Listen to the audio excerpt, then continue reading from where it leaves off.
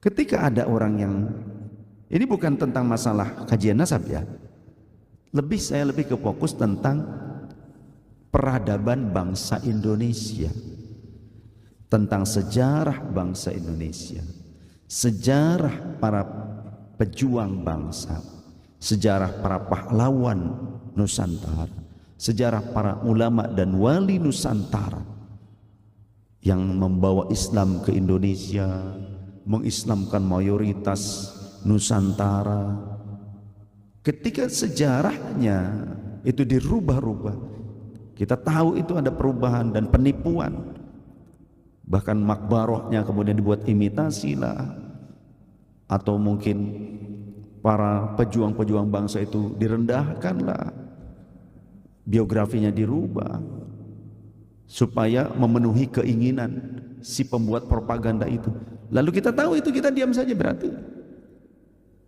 kita juga pengkhianat, atau bahkan ikut serta mendukung perilaku-perilaku perubahan sejarah, mendukung perilaku untuk perubahan biografi para pejuang bangsa, para ulama dan para wali Nusantara yang terdahulu. Tindakan-tindakan yang seperti itu yang akan menghancurkan kita sebagai bangsa Indonesia, jati diri bangsa Indonesia. Kalau kita orang Indonesia ikut serta dalam tindakan itu, mendukung itu, berarti pengkhianat. Pengkhianat.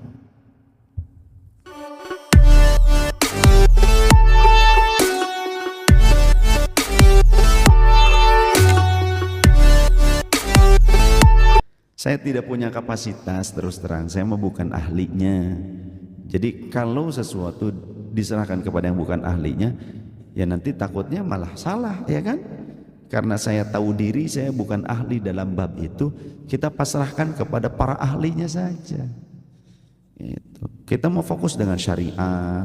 Kalau ada yang menyalahi syariat, nah kita nasihati, kita kritik, kita benahi, wa tawassaw bil haqq wa tawassaw bis sabr. Kemudian perusakan makbaroh para pejuang bangsa dirubah-rubah identitasnya atau dibuat imitasinya, begitu kan? Kemudian dirubah sejarah bangsa. Ini tentang masalah bangsa. Kita sebagai anak bangsa yang pakai otak, yang punya akal sehat, seharusnya kita juga kritis dengan hal ini, karena ini menyangkut tentang kedaulatan bangsa dan negara. Ini mah urusan sejarah, urusan kamuflase tentang masalah para pahlawan bangsa, perusakan ideologi para pahlawan bangsa, biografi para pahlawan bangsa, kuburan para pahlawan bangsa. Itu langsung disebutnya, tuh kan, nasab. Ini dianggapnya begitu, otaknya cemen, cendek, nggak punya otak, jangan-jangan yang begitu ya, nggak punya otak, zombie, semangatnya aja gitu kan. Jangan bahas nasab, aing teu bahas nasab, aing nggak bahas akhlak, sia ngomong jangan bahas nasab, kan goblok gitu dengaranna. Aing nggak bahas sejarah, nggak bahas tentang jati diri bangsa. Saya ketika membahas masalah jati diri bangsa, membahas tentang sejarah yang dibelokkan, biografi pahlawan yang dipalsukan, tokoh-tokoh ulama, tokoh wali yang dirubah biografinya, silsilahnya, sejarahnya. Ya ini langsung ya otaknya, ini pembahasan perbandingan nasab, pembahasan perbandingan lain. Ini sejarah tentang bangsa kita. Kalau kamu orang yang merupakan bumi putra, putra-putri Pertiwi ini, putra-putri Indonesia, tapi kemudian kamu malah justru ikut serta membiarkan, mendukung, dan bahkan ikut serta melakukan propaganda-propaganda untuk merubah sejarah bangsa Indonesia, sejarah para pahlawan bangsa Indonesia, sejarah para wali Nusantara, sejarah para ulama penyebar Islam di Nusantara, kemudian juga merubah kubur-kubur mereka, maka berarti kamu ikut menjadi pengkhianat bangsa, dan kamu telah menyakiti seluruh putra-putri bangsa Indonesia, terlebih para pahlawan bangsa tersebut, terlebih para aulia, para ulama tersebut yang kamu rubah, dan kamu hendak menghancurkan reputasi mereka. Kalau kamu anak Indonesia, kamu ikut serta dalam tindakan itu berarti bodoh, bin tolol. Punten, bodoh bin tolol. Ketika ada orang yang, ini bukan tentang masalah kajian nasab ya, saya lebih ke fokus tentang peradaban bangsa Indonesia, tentang sejarah bangsa Indonesia, sejarah para pejuang bangsa, sejarah para pahlawan Nusantara, sejarah para ulama dan wali Nusantara yang membawa Islam ke Indonesia, mengislamkan mayoritas Nusantara. Ketika sejarahnya itu dirubah-rubah, kita tahu itu ada perubahan dan penipuan, bahkan makbarohnya kemudian dibuat imitasi lah, atau mungkin para pejuang-pejuang bangsa itu direndahkan lah, biografinya dirubah supaya memenuhi keinginan si pembuat propaganda itu. Lalu kita tahu itu, kita diam saja, berarti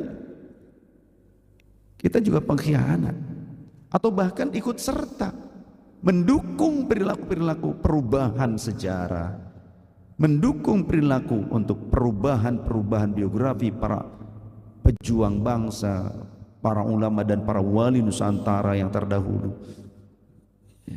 Tindakan-tindakan yang seperti itu yang akan menghancurkan kita sebagai bangsa Indonesia, jati diri bangsa Indonesia. Kalau kita orang Indonesia ikut serta dalam tindakan itu, mendukung itu, berarti pengkhianat.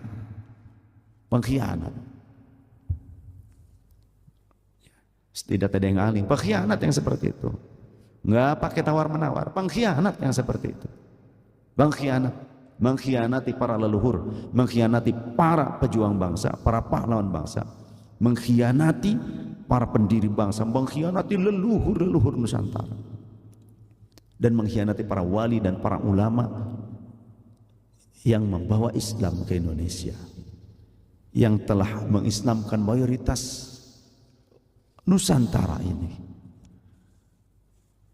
Berarti tak tahu diri yang seperti itu. Ada sebuah tujuan yang buruk di balik itu, jangan-jangan ya, ingin melakukan perbudakan spiritual, perbudakan gaya baru, ingin membentuk sebuah pengkastaan agar yang lain, kami adalah majikan kalian, pret. Ente kalau bukan karena datuk aneh, ente tidak akan jadi kiai. Sia kita jadi kiai, ngaku turunan anak. Kamu aja nggak alim, ngaku turunannya. Ngapain kamu mendeklar orang lain pakai nama Rasul atau yang lain sebagainya? Kamu aja yang baik, yang benar. Kalau ada orang lahir di Indonesia, apalagi mungkin keturunan orang Indonesia juga, jangan-jangan keturunan pengkhianat dulunya kalau ikut serta mendukung perilaku seperti itu. Karena genetik itu kuat. Pengkhianat keturunannya akan ada yang jadi pengkhianat juga. Kuat genetik itu. Makanya jangan asal. Sehingga Rasul pernah berpesan dalam pencarian teman hidup, pasangan. Kata Rasul, ikhtaru linutafikum fa innal irqa dassasun. Pilihlah wadah sperma kalian, maksudnya pasangan hidup kalian, selektif. Karena yang namanya keringat itu meresap, genetik itu kuat. Orang tuanya sombong, anaknya bisa. Leluhurnya orangnya sombong, keturunannya bisa seperti itu juga. Leluhurnya orang-orang tawadu, anak turunannya kemungkinan besar juga bisa menjadi orang-orang yang tawadu, bersahaja. Leluhurnya tukang tipu, anak turunannya kemungkinan akan banyak yang jadi tukang nipu, tukang wadul. Jadi marganya al-waduliyah. Karena bawaan genetik itu kuat. Sehingga Rasul juga pernah berkata, hati-hatilah kalian dengan wanita yang cantik tapi berada pada lingkungan keluarga yang buruk akhlaknya. Maksudnya apa? Ketika kalian kesengsem kemudian menikahinya, hanya kecantikan yang kalian dapat, tapi akhlaknya buruk karena dia ada di lingkungan keluarga yang buruk akhlaknya.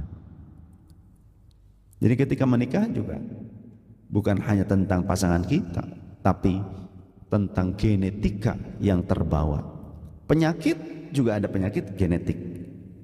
Sifat juga bisa menurun genetik. Ya. Maka contoh seperti orang-orang Yahudi yang dibantai oleh Nazi, ya, kemudian disisakan tinggal satu kapal yang berlayar pergi ke Inggris ditolak, pergi ke Amerika ditolak, pergi ke negara-negara yang lain ditolak, karena di Jerman kan dibantai Yahudi itu. Datanglah ke Palestina dengan spanduk, ya, padahal sisanya itu pada mati di kapal itu karena ada wabah penyakit menular seperti cacar dan semacamnya. Tinggal tersisa beberapa puluh orang saja yang ada di kapal tersebut. Berilah kami harapan, karena kami sudah kehilangan harapan di negeri kami, di tempat tinggal kami, maka berikanlah kami harapan. Diterima oleh orang Palestina, ya.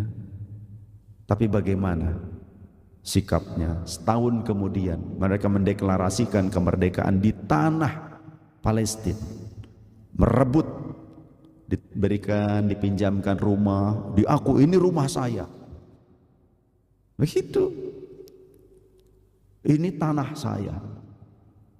Kemudian membuat propaganda-propaganda terus waktu demi waktu, mencuri, menguasai. Sampai sekarang Yahudi yang sekarang turunan Yahudi yang dulu, generasi yang sekarang karakternya sama dengan yang dulu, dengan zaman yang dulu. Yang dulu ada yang membunuh nabinya, membunuh rasulnya, ya, Nabi Soleh dibunuh oleh mereka. Itu generasi yang dulu, yang lampau, contohnya gitu. Jadi orang-orang itu genetiknya itu mewarisi genetik leluhurnya. Maka hati-hati supaya kalau kita ingin punya anak turunan yang soleh, yang baik, yang benar, maka kita dalam mencari pasangan juga jangan asal. Kemudian kita sekarang harus belajar memperbaiki diri supaya apa? Supaya nanti bisa anak turunan kita menjadi baik. Perbaiki diri kita.